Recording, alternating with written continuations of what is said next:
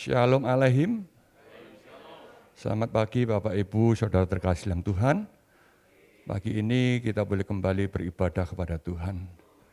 Marilah kita ibadah dengan sungguh-sungguh, punya satu kerinduan untuk menghampiri hadirat Tuhan. Jemaat Tuhan, saya undang untuk bangkit berdiri. Kita mau pujikan bahwa kita merasakan hari-hari yang kita lalui. Itu semua karena campur tangan Tuhan. Semua karena kebaikan Tuhan. Haleluya. Haleluya. Dia selalu menolong dalam hidup kita. Pertolongannya tidak pernah terlambat dalam menolong kita. Amin.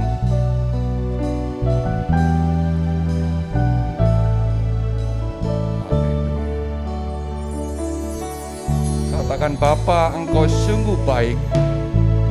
Bapa,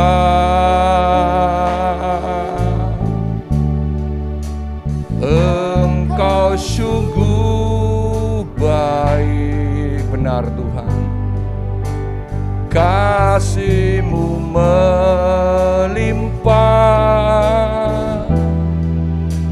di hidupku. Bapakku, berterima kasih atas berkat-Mu. Amin, amin. Ku berterima kasih, berkat-Mu hari ini yang Kau sediakan bagiku. Bapa, Engkau sungguh baik. Bapa,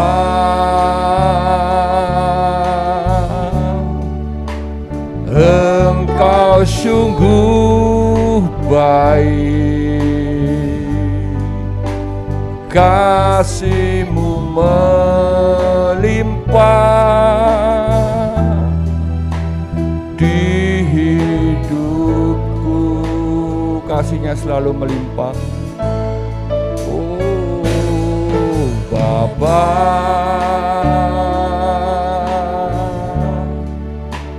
ku berterima kasih. Kau sudah sediakan berkat-berkat untuk hari ini, Tuhan. Ini yang Kau sediakan bagiku. Ku naikkan syukurku buat hari yang Kau beri. Tak habis-habisnya kasih dan rahmat-Mu. Benar Tuhan, kasih-Mu tak pernah habis dalam hidup kami. Baru dan tak pernah terlambat pertolongan-Mu. Besar setia-Mu di sepanjang hidupku. Naikkan syukurku, naikkan syukurku buat hari yang Kau beri. Tak habis-habisnya kasih dan rahmat-Mu. Benar Tuhan, kasih-Mu tak pernah habis. Lu baru dan tak benar. Kau menolong tepat pada waktu-Mu, Tuhan. Pertolonganku, besar setia-Mu di sepanjang hidupku. Ku naikkan syukur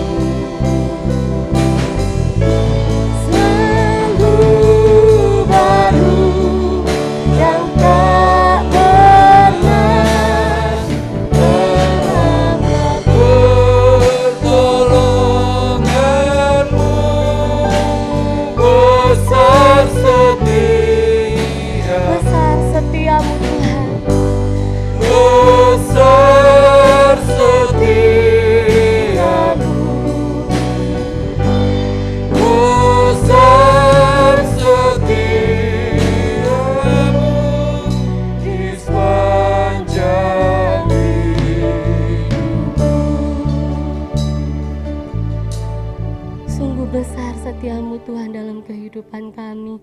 Tak pernah habis-habisnya kasih dan rahmat-Mu dalam hidup kami Tuhan. Engkau sungguh baik pada kami Tuhan. Kau memberikan berkat-berkat-Mu atas kami. Terima kasih Tuhan. Terima kasih. Tidak ada Allah seperti Engkau ya Bapa yang rela memberikan nyawa-Mu untuk menggantikan dosa-dosa kami. Engkau telah bangkit dari maut. Engkau mengalahkan maut itu Tuhan, supaya memberikan kami kemenangan. Terima kasih Tuhan, terima kasih. Pada pagi hari ini kami rindu untuk beribadah kepadamu ya Bapa. Kiranya Tuhan terlebih dahulu Engkau sucikan dan kuduskan setiap hati dan pikiran kami, supaya Tuhan puji-pujian dan penyembahan yang kami naikkan kepadamu berkenan di hadapan-Mu ya Bapa. Engkau urapi setiap kami ya Tuhan yang datang beribadah kepada Tuhan. Engkau lawat hidup kami ya Bapa melalui kebenaran firman-Mu. Terima kasih Tuhan, terima kasih. Kami siap memuji memuliakan nama-Mu hanya di dalam nama Tuhan Yesus Kristus, Juru Selamat dan kekasih jiwa kami yang hidup. Haleluya, amin. Silakan duduk Bapak Ibu Saudara. Shalom Aleichem. Selamat pagi Bapak Ibu Saudara yang dikasihi Tuhan. Pada pagi hari ini kita mau datang beribadah kepada Tuhan. Kita mau memulai memuji memuliakan nama Tuhan. Karena kita adalah umat yang lebih dari pemenang.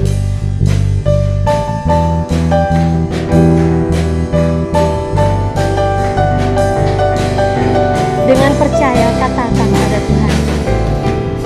Lebih dari pemenang dalam segala perkara. Iblis tadi kalahkan oleh kuasa darahnya. Jika Allah di pihak kita, siapa dapat melawan? Kita lebih dari pemenang. Lebih dari pemenang. Lebih dari pemenang dalam segala perkara. Iblis tadi kalahkan oleh kuasa darahnya. Jika Allah di pihak kita, siapa dapat melawan? Kita lebih dari pemenang. Haleluya. Kibarkanlah pujinya, Yesus Raja segala raja. Haleluya. Bangkitlah gerejanya, kita lebih dari pemenang. Lebih dari pemenang dalam segala perkara. Iblis tadi kalahkan oleh kuasa darahnya. Jika Allah di pihak kita, siapa dapat melawan? Kita lebih dari pemenang. Haleluya. Kibarkanlah pujinya, Yesus Raja segala raja. Haleluya. Bangkitlah gerejanya, kita lebih dari pemenang. Haleluya. Haleluya. Kibarkanlah pujinya, Yesus Raja segala raja. Haleluya. Bangkitlah gerejanya, kita lebih dari pemenang. Kita lebih dari pemenang. Kita lebih dari pemenang.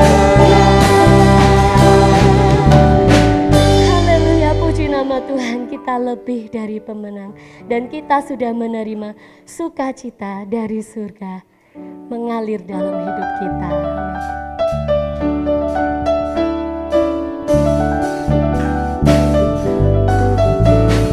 Terima sukacita surga, itulah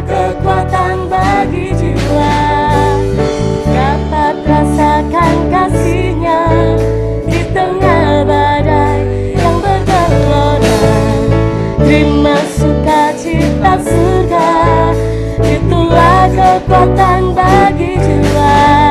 Ku dapat saksikan kuasanya, taklukkan badai yang bergelora. Haleluya, Kau ada dalam hatiku, takkan patah semangatku, takkan hilang kekuatanku. Haleluya, ku mau bersorak bagimu, sukacita surga nyata penuhiku. Terima sukacita surga, itulah kekuatan bagi jiwa. Dapat rasakan kasih-Nya di tengah badai yang bergelora. Terima sukacita surga, itulah kekuatan bagi jiwa. Dapat saksikan kuasa-Nya, taklukkan badai yang bergelora. Haleluya, Kau ada dalam hatiku, takkan patah semangatku, takkan hilang kekuatanku. Haleluya, ku mau bersorak bagimu, sukacita surga nyata penuhiku. Haleluya, haleluya, Kau ada dalam hatiku, takkan patah semangatku, takkan hilang kekuatanku. Haleluya, ku mau bersorak bagimu, sukacita surga nyata penuhiku. Sukacita surga, sukacita surga nyata penuhiku. Amin. Sukacita surga nyata dalam kehidupan kita. Amin, saudara. Amin. Pada pagi hari ini kita akan mendengarkan sebagian daripada firman Tuhan. Kita mau menyiapkan hati dan pikiran kita. Saya undang Bapak Ibu Saudara untuk bangkit berdiri. Kita mau menyembah Tuhan karena kita tahu Tuhan saat ini hadir di tempat ini. Mari kita menyembah Tuhan dengan sungguh-sungguh.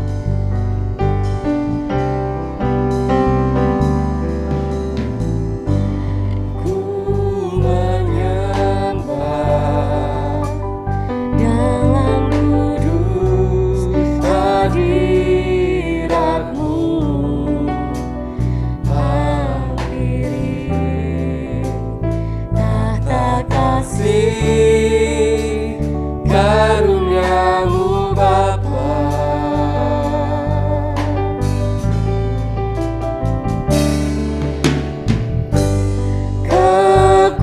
kekuatanku hanya dalam hadirat-Mu, Yesusku, hanya Kaulah segalanya.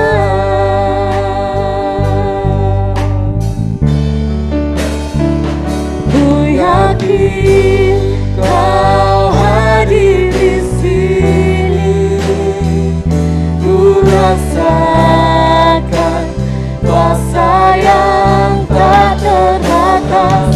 Ku yakin Kau nyata di sini, kemenangan terjadi di sini.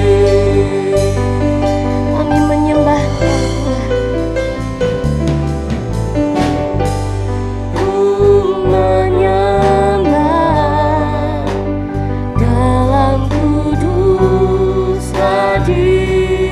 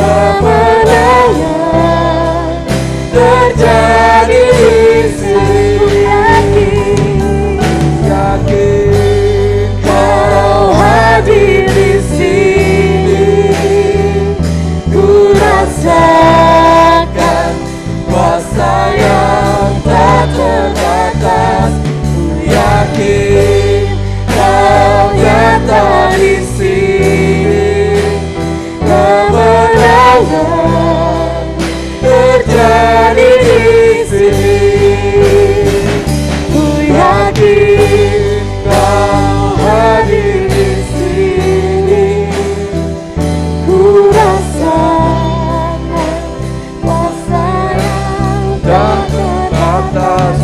Ku yakin Kau nyata di sini. Kemenangan terjadi di sini. Ku yakin Kau hadir. Amin. Benar Tuhan, kami merasakan hadiran-Mu. Kami merasakan lawatan-Mu nyata dalam kehidupan kami. Haleluya. Kau nyata di sini. Kemenangan terjadi di sini. Kemenangan terjadi di sini. Bapa kami yang bertahta dalam kerajaan surga, sungguh benar Tuhan, kami yakin dan percaya Kau tak pernah meninggalkan kami. Engkau selalu hadir di tengah-tengah kami. 2-3 orang berkumpul sehati, sepakat memanggil nama-Mu, Engkau hadir Tuhan. Dan pada kesempatan pagi ini, di ibadah yang pertama ini, kami merasakan Tuhan jamahan kasih-Mu melawat kami.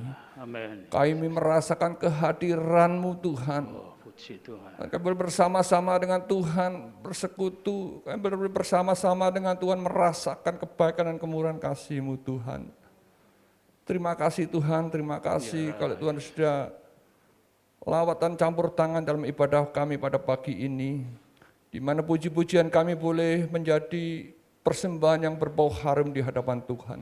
Amin. Dan sebentar kami akan dididik oleh kebenaran firman-Mu.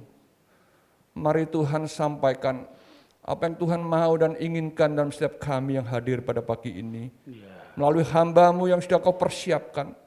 Berikan hikmat, marifat, akal budi yang dari Tuhan. Tutup bungkus dengan kuasa-Mu Tuhan. Karena kami butuh firman-Mu yang menuntun dan mengubah setiap hidup kami. Yang tidak benar menjadi hidup yang berkenan kepada Tuhan. Amin. Hidup yang menyenangkan hati Tuhan. Itulah kerinduan kami Tuhan. Berbicara melalui hamba-Mu. Kami siapkan hati kami buka hati kami. Amin. Untuk menerima didikan Tuhan. Untuk menerima teguran dari Tuhan. Amin, Yesus. Terima kasih. Terima kasih. Pimpin pemberitaan firman-Mu dari awal hingga selesainya nanti Bapak. Kami alaskan doa dan permohonan kami hanya di dalam nama Tuhan Yesus Kristus. Dalam nama Tuhan Yesus. Haleluya. Amin. Silakan duduk.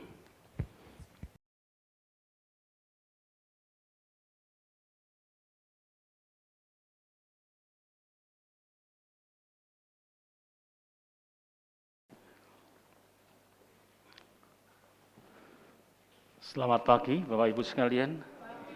Selamat berbakti dalam nama Tuhan Yesus.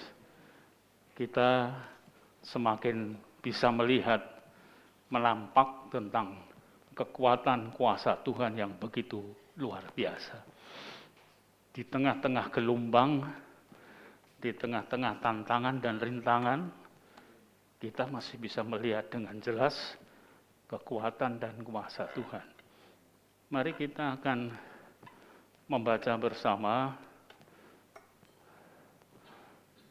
dalam Yohanes pasal ke-21 ayat 1 sampai dengan 14 ya, cukup panjang ayatnya.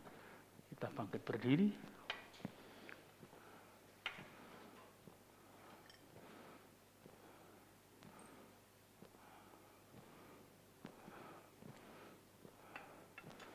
Demikian firman Tuhan.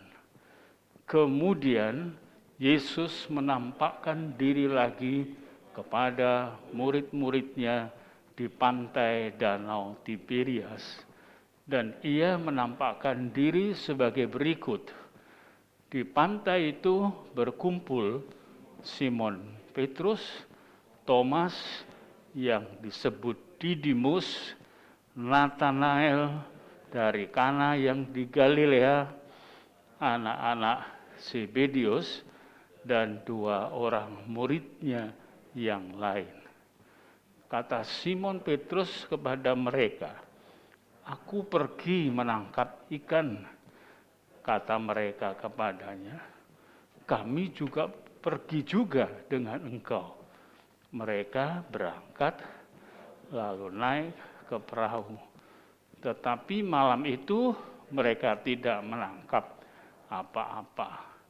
Ketika hari mulai siang, Yesus berdiri di pantai. Akan tetapi murid-murid itu tidak tahu bahwa itu adalah Yesus. Kata Yesus kepada mereka, "Hai anak-anak, adakah kamu mempunyai lauk pauk?" Jawab mereka, "Tidak ada." Kata Yesus kepada mereka, "Tebarkanlah jalamu di sebelah kanan perahu, maka kamu akan peroleh." Lalu mereka menebarkannya dan mereka tidak dapat menariknya lagi karena banyaknya ikan. Maka murid yang dikasihi Yesus itu berkata kepada Petrus, "Itu Tuhan." Ketika Petrus mendengar bahwa itu adalah Tuhan, maka ia mengenakan pakaiannya, sebab ia tidak berpakaian, lalu terjun ke dalam danau. Murid-murid yang lain datang dengan perahu karena mereka tidak jauh dari darat, hanya kira-kira 200 hasta saja, dan mereka menghela jala yang penuh ikan itu. Ketika mereka tiba di darat, mereka melihat api arang dan di atasnya ikan dan roti.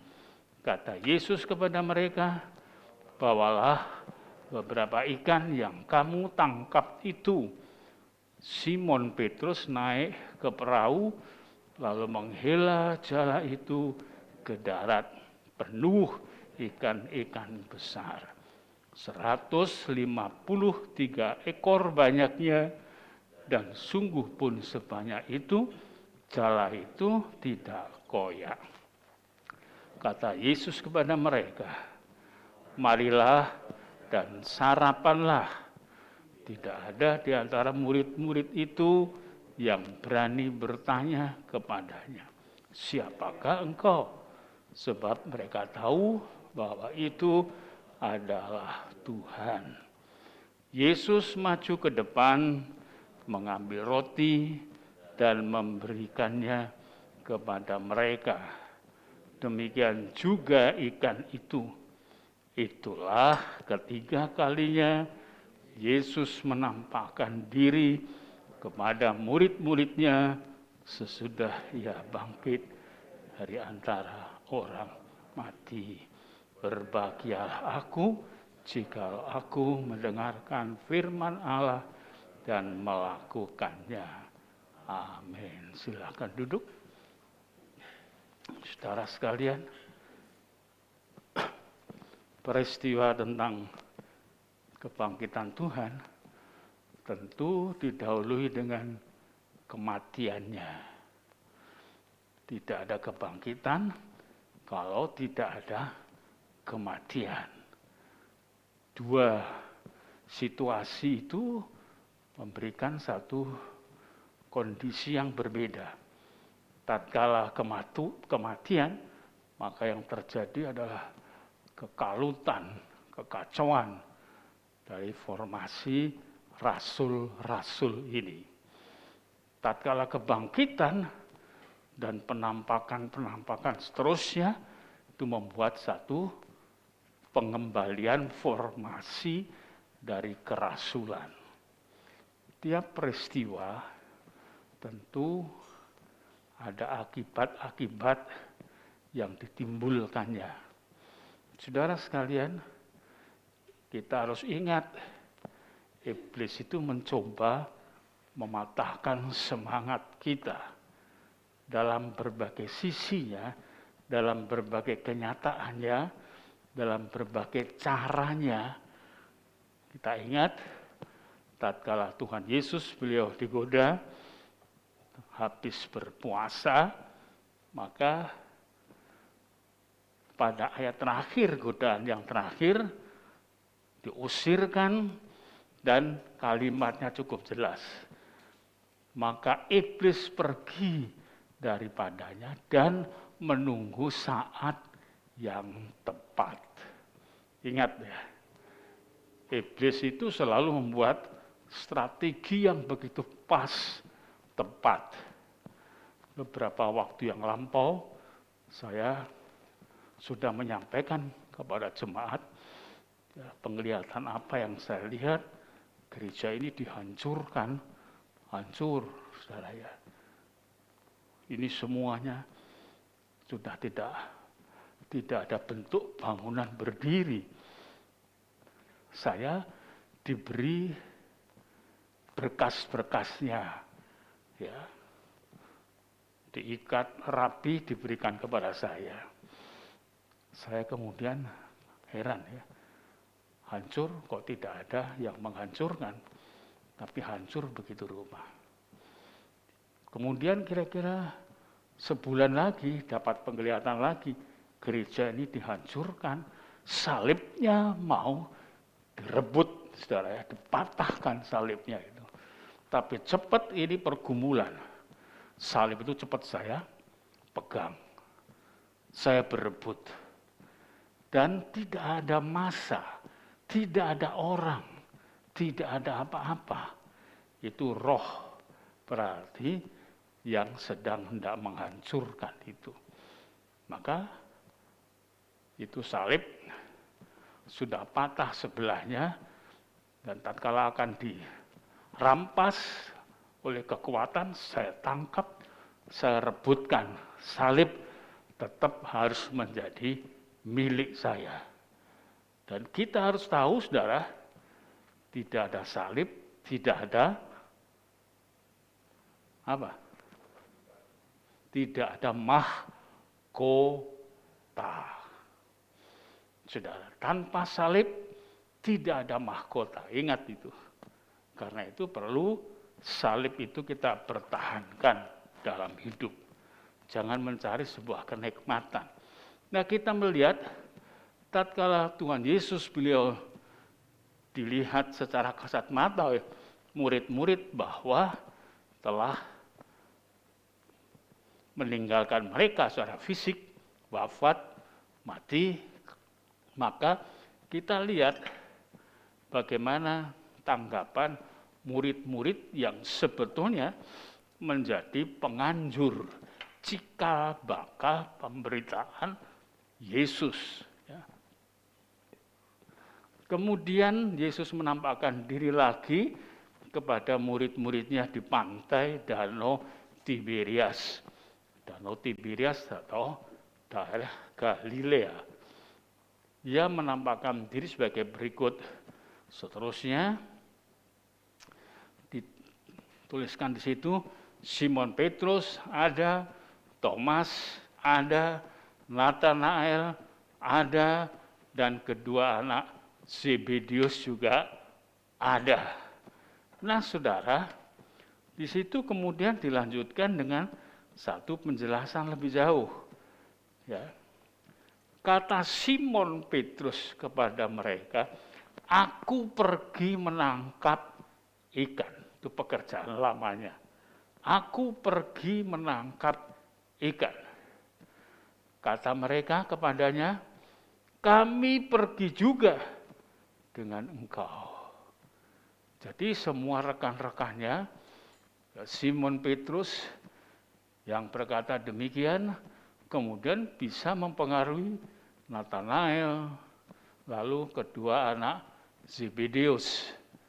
Nah, saudara, mereka berangkat naik ke perahu, tetapi semalam mereka tidak menangkap apa-apa. Kenapa ya kita melihat? Ya, mereka itu sudah dididik, sudah bisa mendapatkan bukti-bukti tentang kuasa Yesus sedemikian rupa. Orang buta dicelekkan matanya. Orang yang mati Lazarus dipanggil keluar. Oh, itu luar biasa, saudara ya. Tokoh-tokoh agama yang ada, ahli-ahli Taurat, orang Farisi, dan lain sebagainya, belum pernah melakukan seperti itu. Memanggil mayat hidup. Geger, saudara semua. Saking tidak diberitakan bagaimana gambarannya. Tapi kita bisa memikirkan, melihat, mengimajinasikan keberadaannya. Bagaimana kalau kemudian Yesus berdiri lalu memanggil Lazarus yang sudah 4 hari dalam kubur, itu proses pembusukan berjalan, dan itu tidak perlu kemudian pembuktian yang lain. Orang bodoh pun tahu kalau sudah mati berapa jam saja, ya mereka sudah mulai tidak bisa untuk mentolerir keberadaan si jenazah itu untuk tidak dimakamkan. Nah, saudara, kita melihat itu cukup mestinya membuat catatan di otaknya, di dalam imannya, Yesus itu kuasa. Lalu kemudian mereka setelah melihat rupanya pemandangan tatkala Yesus digiring, ditampar, Yesus diludahi, dan lain sebagainya, itu membuat nyali mereka itu ciut, surut. Sayang ya, kalau seorang tokoh yang seperti itu kena sekali sentuh saja, kemudian ciut nyalinya. Lalu mereka tidak sungkan-sungkan kembali pada pekerjaan lama. Padahal sudah diangkat dari nelayan penangkap ikan menjadi penangkap jiwa. Penjala ikan menjadi penjala jiwa. Yang berarti yang dikuasai itu berbeda. Kalau menangkap ikan, yang dikuasai ikan. Cara berpakaiannya pun juga dalam keseharian berbeda. Baunya pun juga berbeda. Omongannya pun juga berbeda. Karena situasi dan lingkup masyarakat itu membentuk akan watak atau perilaku kita. Saudara ya. Karena itu kita melihat kalau seseorang biasa di gereja kecil, kemudian dengan doa, usaha, iman disampaikan, butir-butirnya itu dari mimbar Tuhan, kemudian dia yakin, dia bekerja, diberkati, beli rumah di kota besar. Saudara, kalau sudah levelnya itu naik, budayanya itu juga mengikuti. Gaya berpakaian, model pakaian, gaya berbicara, tampilan, dan lain sebagainya. Itu lumrah. Pasti seperti itu. Saudara, kalau dulu tidak pernah beli pakaian mahal, sekarang mahal. Bermerek lagi. Sebetulnya kata-kata bermerek itu ya aneh. Semua kan ada mereknya ya. Cuman sekarang yang aneh itu apa? Mereknya taruh luar. Ya, itu supaya lihat itu loh. Jadi betul-betul itu merek Ikilo itu ada semua. Ya, itu menampilkan dirinya seperti itu. Kalau sudah begitu mesti cari masyarakatnya. Apa masyarakatnya? Yang sama-sama selevel. Cara berpakaian, gaya berbicara, dan lain sebagainya. Nah kalau sudah begitu, dia pantang untuk datang ke lingkungan lain yang lebih rendah. Orang kalau sudah naik ke level tinggi, itu awang-awangan untuk turun. Bisa menangkap maksud saya. Itulah sebabnya kita melihat pengaruh itu begitu rupa. Kita melihat ini, Petrus, dia merasa bahwa ia dari kelompok yang terbuang. Dan simbol dari kelompoknya yang paling dipertuan itu ditangkap dan matinya pun juga betul-betul dihinikan. Karena esensi dari salib itu sebetulnya adalah kematian yang dipertegas dengan kehinaan. Sebab Yesus tokoh yang paling disegani pada waktu itu. Pilatus kemudian dia menyerahkan Yesus untuk disalibkan karena dia memilih kedudukan, memilih mempertahankan kedudukan. Saya baca akhir hidupnya Pilatus tidak karu-karuan, saudara ya. Setelah dipanggil oleh kaisar yang pada waktu itu kepingin untuk bertemu dengan Yesus, karena kaisar mendengar bagaimana kemudian Yesus itu sangat luar biasa. Tapi ternyata waktu dipanggil, Yesus sudah disalibkan. Maka mau tidak mau, kaisar mencoba untuk menangkap Pilatus. Dicopot dari jabatannya, diusir, dibuang ke pulau terpencil, dan mati dengan menderita. Ada dua tafsiran, mati bunuh diri atau mati karena penderitaan. Nah saudara, kita melihat kelompoknya Petrus ini merasa terhina sangat.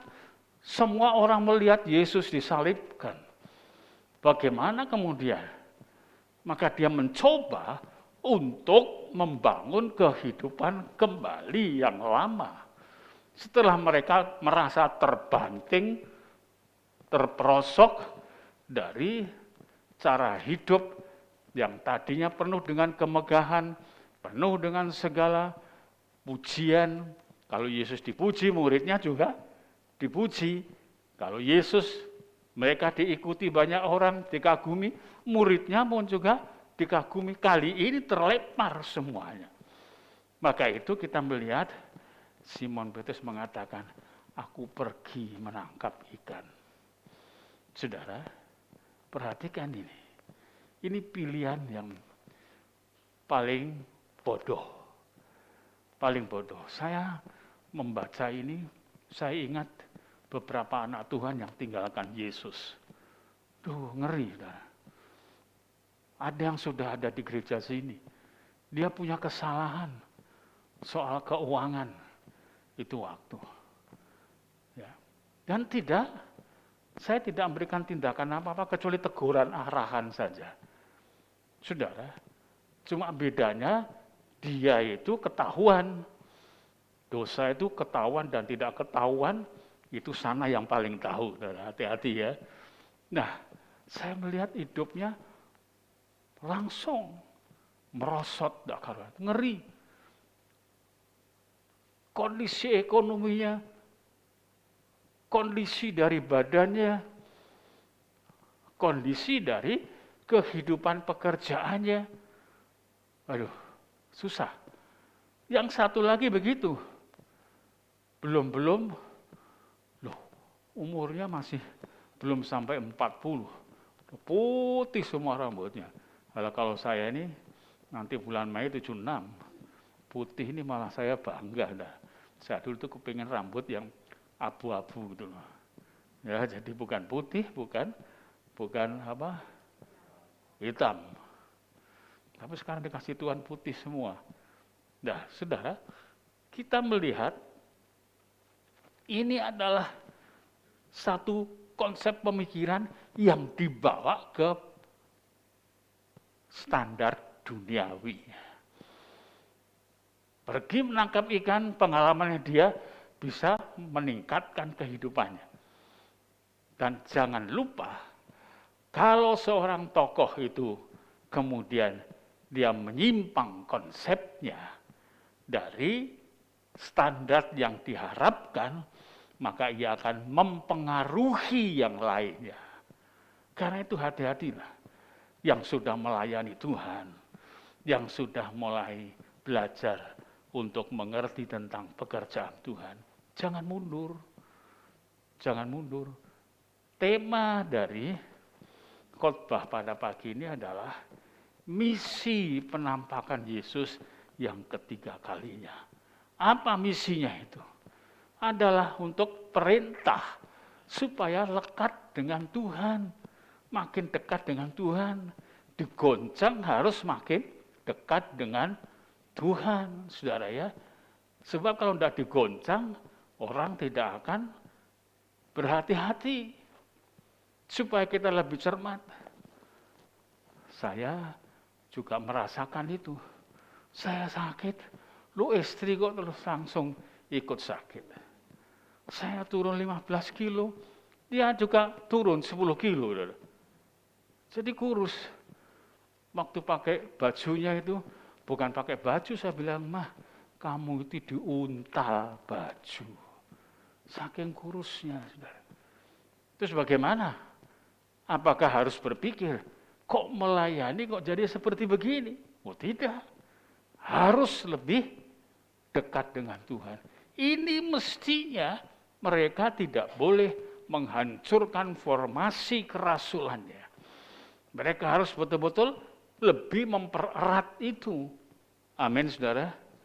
Kita kena COVID seperti ini. Saya membaca Pulau Jawa itu sudah dapat nilainya itu merah. Jadi merah semua Pulau Jawa. Masih untung yang kena banjir bandang itu mana, NTT ya. Itu tidak seberapa. Apalagi saudara masuk di hutan sana, Papua sana. Wis gak ono COVID-COVIDan. Tapi mau masuk hutan Papua? Ya tentu tidak. Saudara sekalian, kita melihat ini.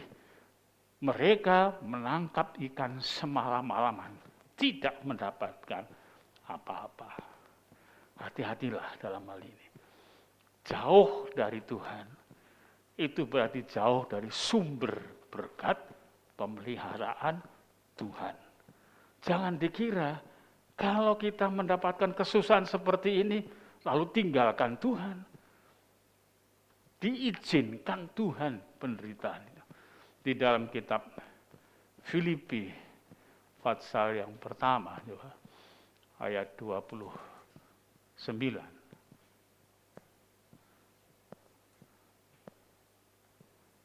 Sebab kepada kamu dikaruniakan bukan saja. Perhatikan kalimat itu.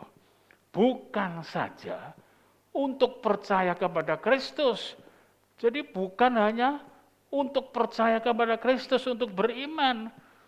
Melainkan juga untuk menderita untuk Dia. Kalau menderita bukan untuk Tuhan, jangan diambil, saudara. Karena itu tidak berbuntut kepada anugerah. Tapi kalau menderita untuk Tuhan, dalam artian tetap di dalam imannya memegang nama Tuhan. Maka itu adalah merupakan anugerah. Dan tiap-tiap penderitaan yang ada pada kita, jikalau kita bertahan dalam iman, itu tidak seimbang, tidak dapat dibandingkan dengan anugerah yang nantinya akan datang. Ingat, anugerah dari Tuhan itu bukan hanya merupakan harta benda, pangkat derajat, tetapi karena kita itu persoalan kita yang paling sulit adalah melawan kuasa kegelapan, setan. Itu persoalan kita, bukan masalah ekonomi. Meskipun ekonomi itu jadi masalah, tapi tidak menjadikan persoalan utama. Kedudukan, pangkat, derajat, materi itu bukan persoalan yang utama. Persoalan utama yang merupakan solusinya hanya kita bertahan di dalam Yesus. Untuk bertahan inilah kita bisa disebut bertahan kalau ada goncangan, ya kan? Kalau tidak ada goncangan dan tidak ada pegangan yang kuat, tidak bisa ada predikat dia orang yang tahan terhadap tantangan dan rintangan. Tidak bisa. Saudara, karena itu perlu kita tahu, murid-murid ini dipelopori oleh Petrus. Mereka melaut. Ya, mengasingkan diri dari darat. Menghindari macam-macam omongan, menghindari berbagai kenyataan yang ada. Lalu dia di laut. Dikira disitulah tempat sebenarnya untuk membangun satu kehidupan yang normal. Seperti dulu tatkala mengikut Yesus. Tapi nol. Karena itu jangan sekali-kali kalau persoalan itu memburu kita terus. Bertahanlah, Tuhan tetap ada. Karena itulah saudara, jangan punya pikiran di luar Tuhan itu pasti bisa hidup. Tapi kalau hidup hanya untuk dihukumkan setelah mati, apa manfaatnya? Saya mengatakan kepada saudara berkali-kali, kalau seseorang hanya mengandalkan satu ucapan di pemakaman, maka ia telah pulang di sisi Tuhan. Loh, apa gunanya, saudara? Saya akan mengatakan, sisi yang mana kemudian pulang ke Tuhan itu? Sisi kiri apa sisi kanan? Kalau sisi kiri, disebutkan cukup jelas, itu adalah kambing-kambing masuk ke dalam neraka. Kalau sisi kanan menduduki kemuliaan. Jadi perlu kita cerdas dalam hal ini. Nah, kita melihat bagaimana kemudian tatkala mereka kosong, Tuhan Yesus datang, kemudian memberikan satu pukulan telak sebetulnya kepada mereka. Sebab ketika mereka sedang di laut mencari ikan kosong, maka Tuhan Yesus mempersiapkan api dan arang di darat, dan di atasnya ada ikan dan roti. Itu ayat yang ke-9, coba tampilkan. Ketika mereka tiba di darat, mereka melihat api, arang, dan di atasnya ikan dan roti. Bukan ngambil dari mereka, tetapi ikan yang roti yang dipersiapkan Tuhan. Sedangkan mereka tadi kosong. Kalau kemudian ke darat, penuh dengan ikan karena Tuhan memerintahkan untuk berubah haluan. Kalau tadinya berangkat atas nama kemampuan dan kekuatan sendiri, atas nama dan kemampuan kehebatan sendiri, tahu seluk-beluk mencari ikan bagaimana dan lain sebagainya, ternyata kosong. Sekarang tatkala diperintahkan Tuhan untuk melabuhkan kembali jalannya penuh dengan ikan. Ini pengajaran, ada dua kutub yang berbeda. Pertama berangkat dari kekuatan, kemampuan, akal, jasa, kepandaian, dan lain sebagainya, karirnya. Lalu yang dapat dari Tuhan, itu lebih bermakna besar. 153 ekor ikan.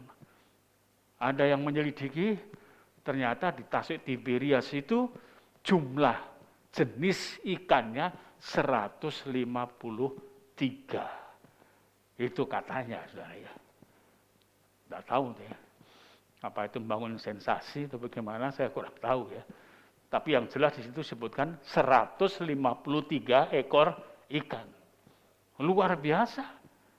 Jadi kita melihat di sana bahwa pertama yang disaksikan ini, jala itu tidak koyak. Berkat dari Tuhan itu tidak merusak pada tatanan jiwa dan konsep berpikir. Tapi kalau berkat itu diambil dari kekuatan sendiri, maka seperti Nebukadnezar. Bukankah Babel yang kujadikan dengan kekuatanku, dengan tanganku? Bukankah ini semua ku diri sendiri ditampar malaikat? Ya, Sen Jinping, Jungkel, 7 tahun dia terkena sakit. Nah, saudara, berperilaku seperti hewan 7 tahun. Baru kemudian setelah 7 tahun sadar kembali. Ya, Boan trofi, sakit berperilaku kayak binatang. Tak ngerti itu. Saudara, kita melihat. Karena itu mari kita kembali. Ada berkat yang disediakan Tuhan. Jemputlah dengan ibadah yang setia kepada Tuhan. Ada kelengkapan fasilitas yang diberikan oleh dunia, itu isinya onak, duri, dan peluh. Karena itu hati-hatilah, baca itu Alkitab. Susah payah mencari caranya bagaimana, dan lain sebagainya. Untuk bisa mencari rezeki itu tidak ada kebahagiaan, tidak ada kesejahteraan, tidak ada pengucapan syukur. Yang ada aku, semua aku. Padahal diciptakan manusia pertama kali adalah untuk menyembah kepada Tuhan. Sebentar lagi. Ya. Masih terus, saudara? Ya. Karena itu fokus ya. Kalau tidak fokus, sing tinteni kok mulai-mulai. Keliru. Ya. Nanti lain kali jam itu tak duduk gitu.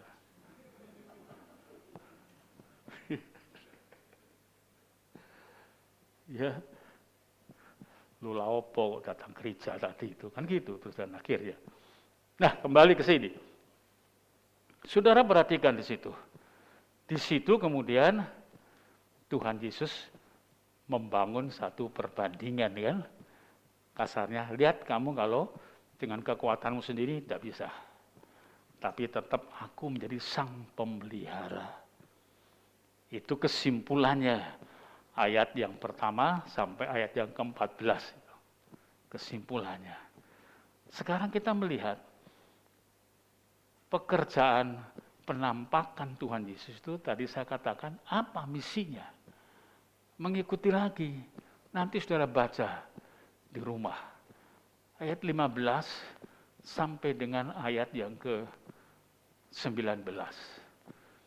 Di sana ada percaturan dialog. Ya. Pertanyaan yang pertama kali adalah, Simon anak Yohanes, 15 itu ya, apakah engkau mengasihi aku lebih daripada mereka? Pertanyaan itu disampaikan dengan bahasa aslinya. Bahasa pada waktu itu dengan agapas. Agapas diambil dari agape, agapau, kasih khusus kepada Tuhan. Yang kedua pun demikian juga. Tapi dijawab oleh Petrus dengan filosi atau filia, kasih persaudaraan saja. Kasih ilahi dijawab dengan kasih persaudaraan. Adakah engkau mengasihi aku lebih daripada mereka ini? Jawab Petrus, ya. Tapi jawabannya adalah kasih persaudaraan. Kualitasnya rendah.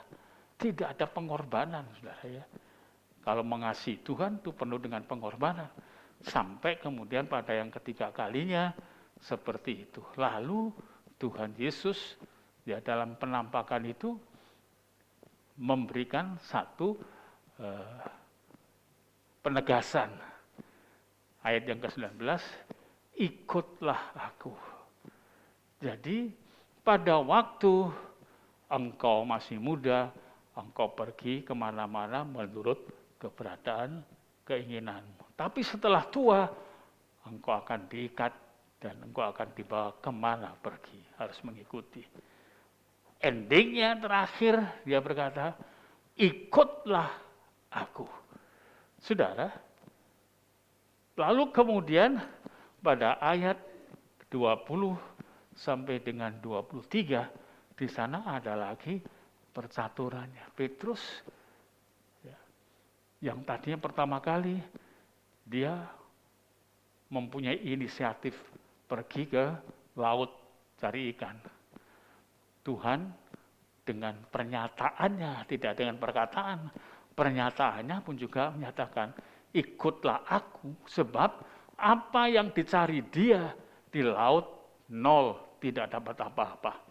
Kemudian diperintahkan atas nama Yesus, atas nama Tuhan, maka dia bisa mendapatkannya luar biasa. Lalu kemudian Mereka tengah menjala ikan, punya banyak ikan. Yesus sudah ada ikan di darat. Ada api, arang, roti, dan ikan. Itu menunjukkan satu kenyataan tempelakan yang luar biasa. Berkat itu semuanya adalah bukan di sana, bukan di mana-mana, tetapi di dalam tangan Tuhan. Karena itu saudara, jangan kita berpikir yang linglung ya.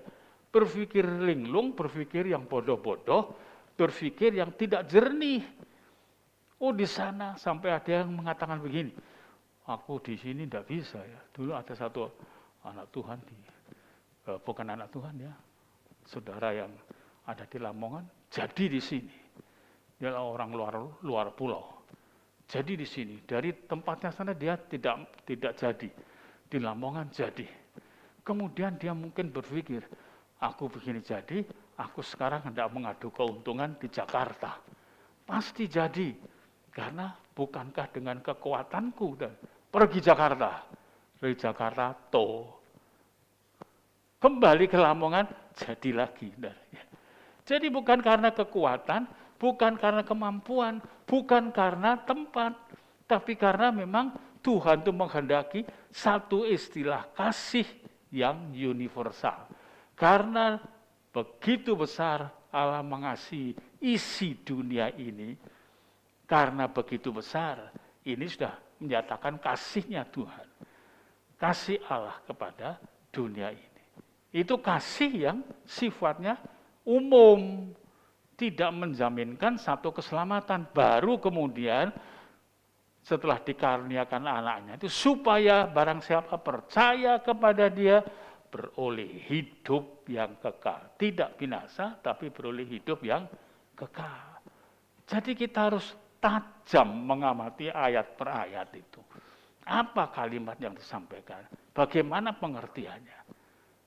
Jadi bukan berarti kalau kita sudah berupaya bekerja itu, kita pasti mendapatkan sesuatu, memang mendapatkan sesuatu. Tapi apakah itu berguna bagi kita? Ternyata seringkali kita tidak sadar. Apa yang telah kita kumpulkan, telah kita pakai, telah kita nikmati, dan lain sebagainya, semakin memojokkan kita untuk lebih butuh lagi. Kepuasan di situ tidak ada. Kepuasan hanya di dalam Tuhan Yesus.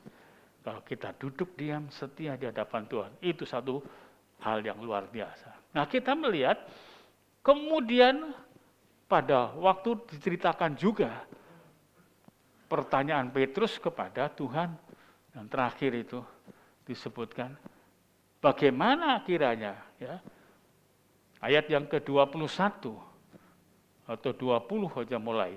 Ketika Petrus berpaling, ia melihat bahwa murid yang dikasih Yesus, siapa itu?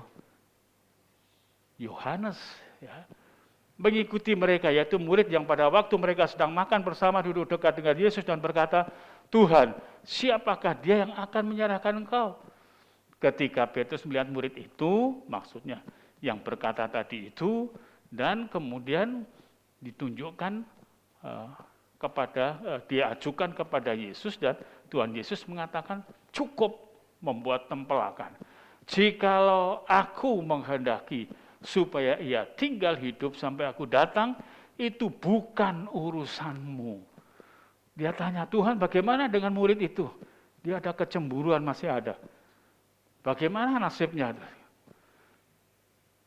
Tuhan mengatakan, jikalau aku menghendaki supaya tinggal hidup sampai aku datang, itu bukan urusanmu. Urusanmu apa? Tetapi engkau ikutlah aku. Saudara jangan mengurusi orang lain. Baru kerja 3 bulan kok sudah bisa beli rumah. Apa ini? Terus nanti muncul pikiran yang jahat. Oh ini begini, ini begitu dan seterusnya. Ikutlah aku. Kebangkitan Yesus itu menarik supaya semua fokusnya hanya kepada Tuhan. Ikutlah aku. Tatkala Petrus diberikan satu tanggung jawab, gembalakan domba-dombaku, dan seterusnya, kemudian tetap menyatakan ikutlah aku. Tatkala Petrus kemudian berusaha untuk melihat bagaimana masa depannya orang ini, itu dengan sebuah kecemburuan. Dia ingin supaya dirinya itu mendapatkan panggung di mana-mana. Ya, dia beserta dengan Tuhannya. Tetapi salah caranya. Dia menganggap itu sebuah modal untuk bangga-banggaan saja, kebanggaan diri. Tetapi melihat kalau orang sudah melayani Tuhan itu dengan penuh kebanggaan diri, maka muncullah kesadaran rivalitas. Merasakan kecemburuan, aku tidak bisa. Kalau ada orang pintar harus aku, pandai khotbah harus aku. Orang yang dipanggil khotbah ke sana kemari dengan hitungan 1 tahun itu 360 kali. Diundang kemana-mana. Itu harus aku, semuanya harus aku. Maka Tuhan Yesus mengatakan, ikutlah aku. Maka biarlah kita melihat pada misi dari penampakan Tuhan ketiga kali, mengingatkan murid-muridnya, supaya jangan kemudian ikut yang lain. Setialah hanya kepada Tuhan, setialah hanya kepada Yesus. Saudara, kalau kita mau setia, itu gelombang itu pasti akan datang. Karena iblis atau setan tidak mau untuk menerima kenyataan anak Tuhan makin setia. Tidak mau. Tapi ingat, dekat dengan Tuhan, Tuhan itu selalu memberikan peringatan. Karena itu pelayan Tuhan, jangan cuma berdasarkan ini. Tapi batin supaya Allah itu berbicara. Sebab gelombang yang datang itu tidak dapat kita atasi dengan upaya pengalaman. Tidak bisa. Tidak semuanya itu tuntas dengan pengalaman. Tetapi dengan pimpinan roh Tuhan. Saya mengatakan ini kepada saudara. Saya mengasihi saudara. Saya menginginkan saudara semua supaya kemudian setia sampai ke akhir. Saya waktu masuk Lamongan, saya waktu itu susah, sulit. Kok geger saja Lamongan ini. Geger dulu tuh saudara. Ada apa sedikit geger. Saya besuk keliling, saya takoni. Om mau ngombe tempatmu tuh minumnya seberapa? Ya otomatis saya disuguhi minum itu 1 kali di tempat yang pertama. Ya banyak saudara. Kalau sudah sampai tempat kedua, ketiga, keempat. Nah perut ini kan bukan untuk menampung air saja. Ya tentu sedikit namun sedikit. Nah satu mengatakan, tempatku kok cuma sedikit segini ya, kurang apa ya. Dan langsung gegeran. Geger di sini. Macam-macam. Yaitu zaman mudanya itu ya. Apa? Ibu Lina itu. Zaman mudanya tuh. Wah, geger aja saudara ya. Sudah, saya susah, saya berdoa sama Tuhan. Saya dapat penglihatan. Saya bisa melihat diri saya susah, jongkok. Suara datang, langsung menegur dengan keras. Susah ya, menderita ya, langsung saya bangkit berdiri. Saya lihat diri saya itu bangkit berdiri, kemudian menjawab, tidak Tuhan, kalau tidak kerjakan. Bentak saya. Disuruh kerjakan, apa yang jadi alatnya? Cangkul satu. Tanah yang di depan saya itu, tanahnya tuh berbatu-batu. Waduh, saya bilang dalam pikiran saya, wong segini kok dikasih pacul satu, ini bagaimana ya? Nyeklek no boyok ini. Itu perintah itu. Waktu saya ngelayani naik sepeda pinjaman, dipinjemi semua pinjemi sepeda. Suara itu datang lagi, layani dengan apa yang ada padamu. Ya jalan akhirnya. Saya ke mana? Windu itu jalan kaki. Karena perintah Tuhan seperti itu. Lalu yang ketiga lagi, ini yang ngeri. Saya itu paling hati-hati, takut dengan keuangan. Yaitu masalah 1/10 dan lain sebagainya. Waktu itu saya duduk, bentak lagi. Beritakan 1/10. Itu sumber berkat bagi umatku. Ya harus jalan. Tapi saya ngomong gini-gini banyak orang tidak percaya sampai sekarang. Saya nyarankan kepada saudara, dekatlah kepada Tuhan supaya kita bisa berkomunikasi secara batin dan roh di dalam pimpinan Tuhan. Maka itu akan kita tidak memakai akal kita. Rasul Paulus merasakan sesuatu yang sangat sukar dan sulit, ya saudara. Coba kita baca bersama di dalam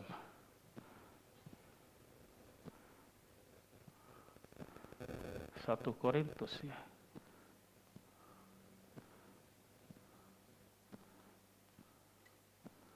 Pasal 3 ayat yang pertama.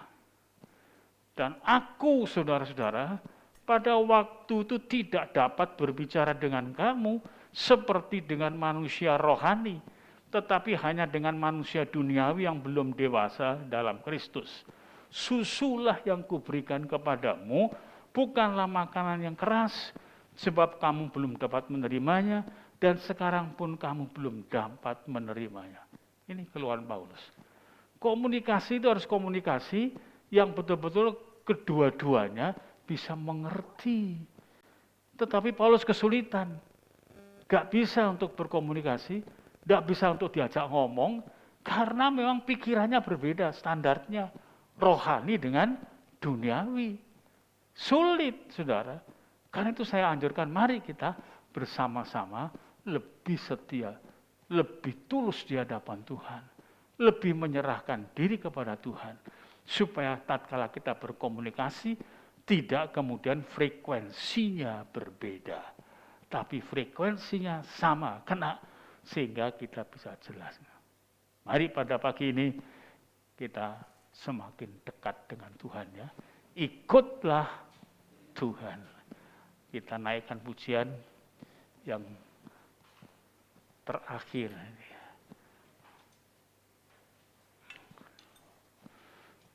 Ayo cepat.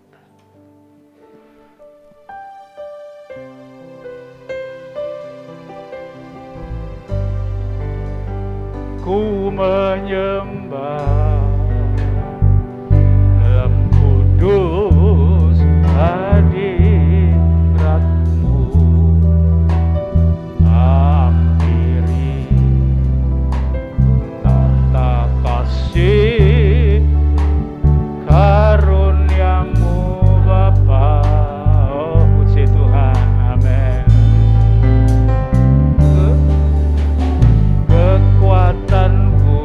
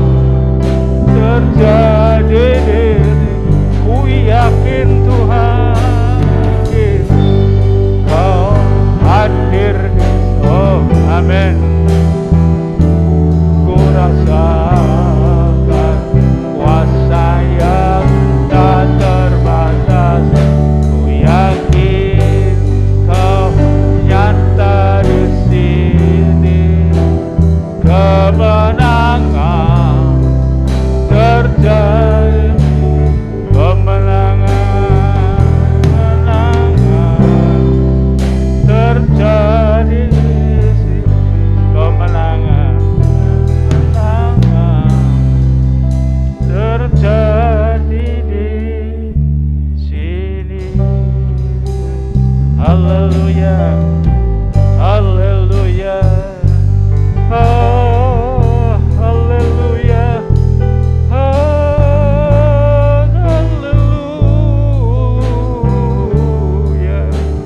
haleluya, haleluya, haleluya,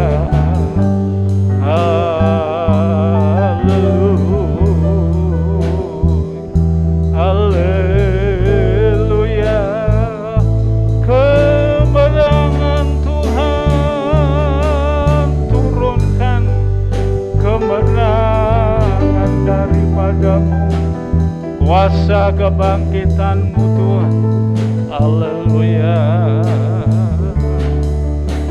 Terima kasih Tuhan, kami percaya Yesus, Engkau Allah yang sudah bangkit, supaya kami mengikut tetap ajaran Tuhan, mengikut tetap setia kepada Tuhan.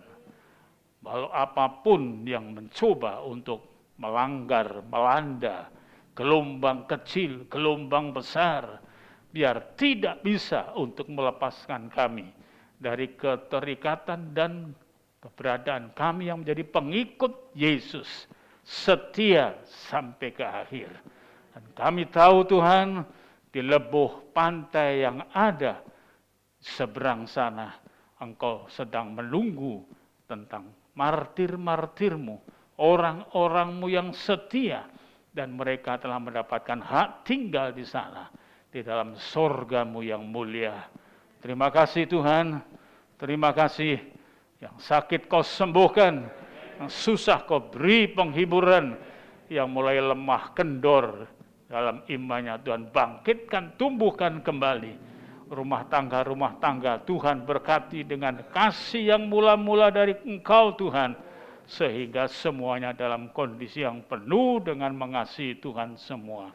Terima kasih, kami berdoa untuk negeri dan bangsa kami, biar kiranya harapan doa kami dalam masa-masa penampakan Tuhan yang menyatakan dirinya ada di mana-mana. Engkau juga ada memperhatikan kondisi bangsa kami, Engkau juga ada memperhatikan akan para pemimpin kami, dari kelompok manapun juga, karena Engkau yang menciptakan langit dan bumi, dan menciptakan kami umat-umat-Mu. Tuhan berkati, lindungi, berikan hikmat marifat-Mu untuk mengatur keberadaan negeri kami ini.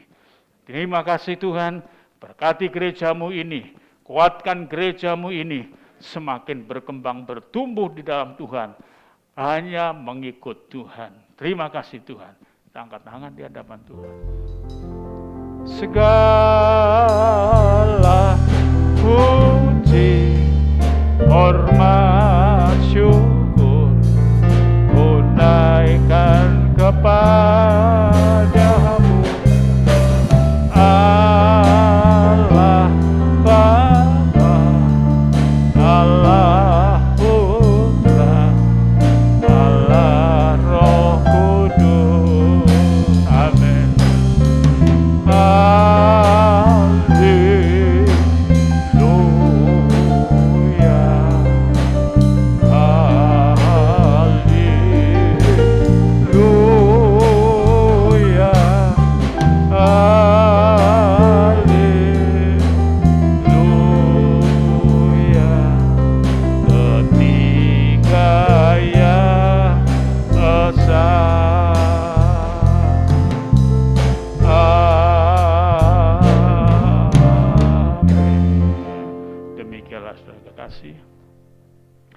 Dengan selesainya ibadah kita pada pagi ini, tetaplah mengikut, memandang, mengasihi Tuhan Yesus.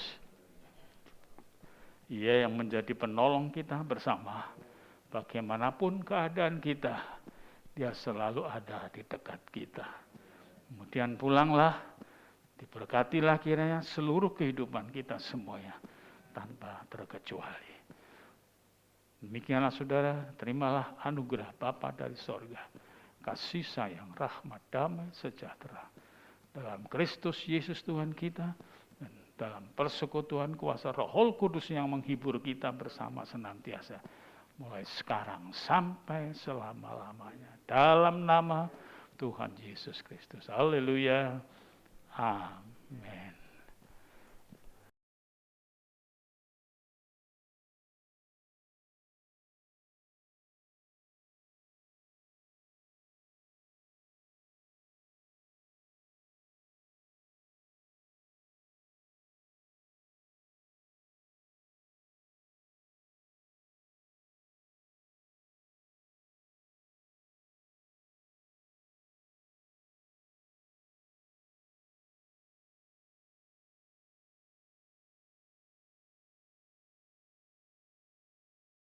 Pengumuman gereja. Tiap Senin sampai Sabtu ada doa pagi di gereja jam 4:30 pagi. Kemudian ibadah doa malam masih dilakukan secara online tiap Rabu jam 6:30 malam. Sabtu ibadah kaum muda remaja di gereja jam 5:30 petang. Minggu depan ibadah seperti biasa 3 sesi. Sesi pertama jam 6, sesi kedua jam 9, dan sesi ketiga jam 5 sore. Untuk ibadah sekolah minggu masih dilakukan secara online tiap minggu jam 4 petang. Demikian pengumuman yang dapat saya sampaikan. Selamat pagi, selamat pulang. Tuhan Yesus memberkati.